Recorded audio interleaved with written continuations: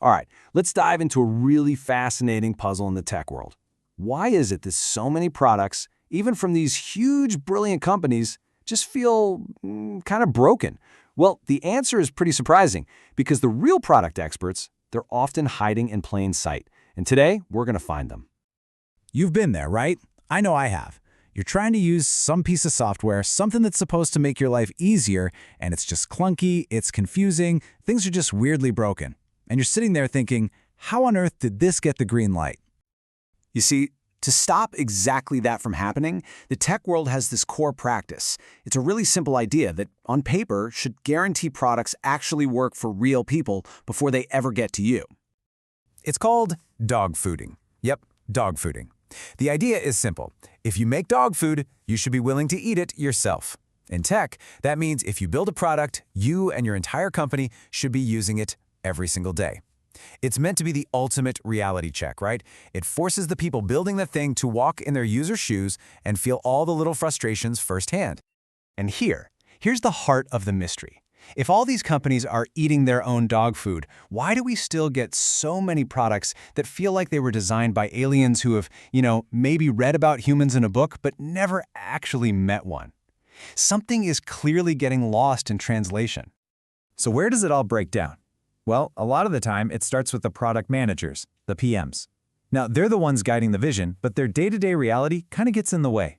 They're usually super focused on one tiny feature, not the whole customer experience from start to finish. They're often too busy to really use the product deeply themselves. And crucially, they're not the ones talking to frustrated customers every day. The result? A massive blind spot. Okay, so if the product managers are zoomed in too close, then who in the company actually has that 30,000-foot view? Who is living and breathing the product's flaws day in and day out, right there alongside the actual customers? This is where we find our hidden experts. Just look at the difference. On one side, you have the product manager, working from user stories, often a step removed from live issues. But on the other side, you've got your customer-facing teams. Think support, onboarding, delivery specialists. They see the entire journey. They don't just hear about problems in a report. They live through those user frustrations, and they're the ones inventing clever workarounds on the fly just to get things done. This right here, this is the untapped gold mine. The people on the front lines, the ones helping customers every single day, they are the true product experts. Their knowledge isn't theoretical. It's been earned in the trenches, solving real-world problems. And yet, so often, this incredible source of insight just gets completely overlooked. Not using this internal expertise is, well, it's just a huge missed opportunity. It's exactly like having a detailed map with a big X showing precisely where the treasure is buried, but you decide to just wander around and dig random holes instead, hoping you get lucky. It makes no sense. So how do we fix this? How does a company stop digging random holes and actually start using its treasure map? Well, there's a blueprint for it. And it's not about finding magical new hires. It's about creating smarter ways for knowledge to flow inside the company. This blueprint really comes down to two big things, people and process. On the people side, it means creating actual career paths for those customer-facing experts to move into product roles. It's about promoting internally and then mixing that deep customer knowledge with fresh perspectives from the outside.